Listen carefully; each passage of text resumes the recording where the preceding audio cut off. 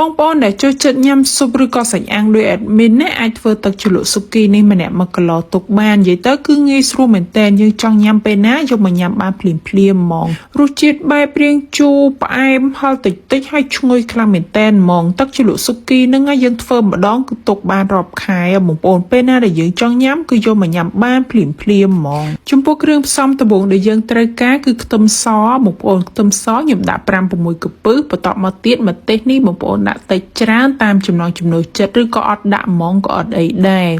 ចំពោះតៅហ៊ូកែវនេះគឺខ្ញុំដាក់ចំនួន2ស្លាបព្រាបាយយើងដាក់យកតកាបានហើយទឹកវាយើងមិនបាច់ដាក់ទេហើយបន្ទាប់មកហ្នឹងគឺមានជាខ្ទឹមជ្រក់បងប្អូនខ្ទឹមជ្រក់ខ្ញុំដាក់ 5-6 កំពឹសបន្ទាប់មកទឹករបស់ខ្ទឹមជ្រក់ហ្នឹងខ្ញុំដាក់ចំនួន4ស្លាបព្រាបាយហើយទឹកខ្មេះនេះគឺខ្ញុំថែម1ស្លាបព្រាបាយទៀតហើយគ្រឿងយើងនៅមានផ្សេងទៀតបងប្អូនតែនេះដោយសារតែប្រដាប់កិនរបស់ខ្ញុំហ្នឹងវារាងតូចអញ្ចឹងហើយខ្ញុំកិនតែខ្ទឹមសខ្ទឹមជ្រក់ជាមួយនឹងម្ទេសសិនមកយើងកិនវាឲ្យបានម៉ត់មែនតើណាហើយបងប្អូនណាដែលអត់មានម៉ាស៊ីនកិនទេយើងអាចប្រើជាវិធីច្រាំក៏បានមិនក៏បានដែរឲ្យតែវាម៉ត់អញ្ចឹងទៅបន្ទាប់ពីកិនគ្រឿងតាំងប្រមាណមុខនឹងបានម៉ត់ហើយបានខ្ញុំបន្ថែមទឹកម្ទេសហ่าបងប្អូនទឹកម្ទេសធម្មតាហ្នឹងគឺខ្ញុំដាក់ចំនួន2កូនចានធំហ្នឹងហើយបន្ទាប់មកទឹកប៉េងប៉ោះខ្ញុំដាក់1កូនចានហើយតាហ៊ូដែលខ្ញុំបានដាក់ចូលពីដំបូងហ្នឹងគឺកន្លះកូនចានហ្នឹងបងប្អូនបន្ទាប់មកខ្ញុំបន្ថែមប៊ីចេង1ស្លាបព្រាកាហ្វេហើយនិងស្ករចំនួន2ស្លាបព្រាបាយហើយចុងក្រោយគេគឺជាប្រេងល្ងខ្ញុំដាក់2ស្លាបព្រាបាយដែរហើយបើសិនជាបងប្អូនអត់មានទេអាចប្រើប្រេងឆាធម្មតាក៏បានដែរ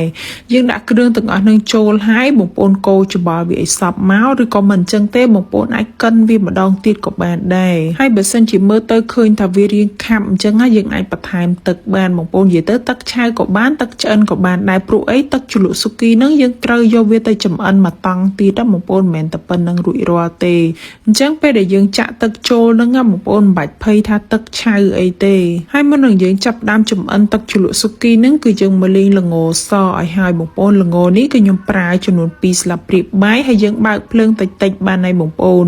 លេងវាប្រហែលជា 2-3 នាទីមើលតែវាឡើងក្លិនឈ្ងុយហើយសបល់រាងក្រហមមកល្មមយើងលើកវាចេញដាក់ម្ដុំសិនមកហើយចាំយើងយកឆ្នាំងដដែលឬក៏ឆ្នាំងផ្សេងក៏បានដែរចាក់ទឹកជ្រលក់ស៊ុគីដែលយើងបានលាយគ្រឿងហើយស្រាប់ហ្នឹងដាក់ចូលហើយកូរនៅលើភ្លើងចំពោះភ្លើងបងប្អូនមិនបាច់ចំបើកខ្លាំងពេកទេយើងប្រើភ្លើងកណ្ដាលហើយកូរវាមិនបាច់ញាប់ដៃណាបងប្អូនកូរមួយបានហើយយើងមើលតែវាពុះ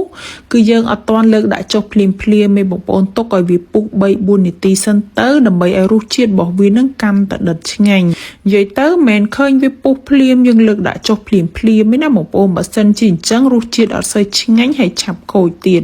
មើលតែវាបាន 3-4 នាទីបងប្អូនអាចភ្លក់មើលហើយថែមថយគ្រឿងបានប៉ុន្តែសម្រាប់ខ្ញុំរសជាតិគឺមកត្រូវមកបងប្អូនអត់ចាំបាច់ថែមថយអីទៀតទេហើយចុងក្រោយយើងបន្ថែមល្ងដែលយើងបានលីងស្រាប់នឹងដាក់ចូលហើយកូរវាឲ្យចូលជាសព្វល្អមកប៉ុណ្ណឹងគឺរួចរាល់ហើយទឹកជ្រលក់ស៊ុគីហ្នឹងយើងទុកឲ្យត្រជាក់សិនចាំច្រកដាក់ចូលកឡបងប្អូនអាចប្រើកឡកែវក៏បានកឡជ័រក៏បានដែរប៉ុន្តែកឡហ្នឹងគឺយើងលាងឲ្យស្អាតកុំឲ្យមានជាតិទឹកអញ្ចឹងទៅហើយបន្ទាប់ពីយើងចាក់ចូលកឡហើយដើម្បីទុកឲ្យបានយូរគឺទុកនៅក្នុងទូទឹកកកបងប្អូនគឺទុកបានដល់រាប់ខែបងប្អូនអត់ចេះខូចហើយរសជាតិរបស់វាហ្នឹងគឺនៅតែហ្មងហើយពេលដែលយើងញ៉ាំបើសិនជាបងប្អូនមានជីវ៉ាន់ស៊ុយរោយជីវ៉ាន់ស៊ុយបន្តិចមកក្លិនរបស់វាហ្នឹងគឺកាន់តែឈ្ងុយហ្មងហើយទឹកជ្រលក់ស៊ុគីហ្នឹងពេលដែលយើងញ៉ាំអត់ចាំបាច់ត្រូវថែមក្រូចឆ្មាថែមខ្ទឹមសអីទៀតទេបងប្អូននិយាយទៅរសជាតិគឺមកឆ្ងាញ់ហ្មងប៉ុន្តែបើសិនជាស្ទើរហឹរអីអាហ្នឹងបងប្អូនអាចថែមម្ទេសថែមអីបានហើយទឹកជ្រលក់ស៊ុគីហ្នឹងខ្ញុំធ្វើម្ដងច្រើនដោយសារតែខ្ញុំអាសាញ៉ាំស៊ុបញ៉ាំសាច់អាំងអញ្ចឹងណាបងប្អូនពេលណាដែលយើងចង់ញ៉ាំគឺយកមកញ៉ាំបានភ្លាមហ្មងទឹកជ្រលក់ហ្នឹងគឺត្រូវជាមួយនឹងស៊ុបគ្រប់មុខហ្មងបងប្អូនស៊ុបគីស៊ុបក៏បានស៊ុបគោស៊ុបជ្រូកអីធម្មតាក៏បានញ៉ាំជាមួយសាច់អាំងមុខកថាគោឡើងភ្នំអីគឺត្រូវទាំងអស់ហ្មងបងប្អូនហើយរសជាតិរបស់គេហ្នឹងគឺឆ្ងាញ់ខ្លាំងមែនតើហ្មងរសជាតិហ្នឹងបែបរាងជូរផ្អែមប៉ុន្តែខ្ញុំអត់យកប្រៃខ្លាំងពេកទេណាបងប្អូនហើយបើថាក្លិនគឺឈ្ងុយមែនតើដោយសារតែយើងប្រើខ្ទឹមជ្រក់ក្លិនរបស់វាហ្នឹងឈ្ងុយចេញពីខ្ទឹមជ្រក់ហ្នឹងមកហ្មងហើយពេលដែលយើងក្លុកគ្រឿងចូលហ្នឹងបើសិនជាបងប្អូនអត់ចង់ដាក់ម្ទេសចូលទេក៏បានដែរក្រែងលោមានកូនក្មេងឬក៏មានចាស់ដែលគាត់ហូបម្ទេសអត់កើអញ្ចឹងណាយើងមិនបាច់ដាក់ទេចាំពេលណាដែលយើងញ៉ាំអញ្ចឹងទៅយើងម្លែកចេញថែមម្ទេសតាមក្រោយក៏បានដែរហើយសម្រាប់វីដេអូរបស់ខ្ញុំក៏មានតែប៉ុណ្្នឹងដែរបើសិនជាបងប្អូនមានជាមតិយោបល់ឬក៏ចម្ងល់អីអាច comment បានណាអរគុណច្រើនជួបគ្នានៅវីដេអូក្រោយៗ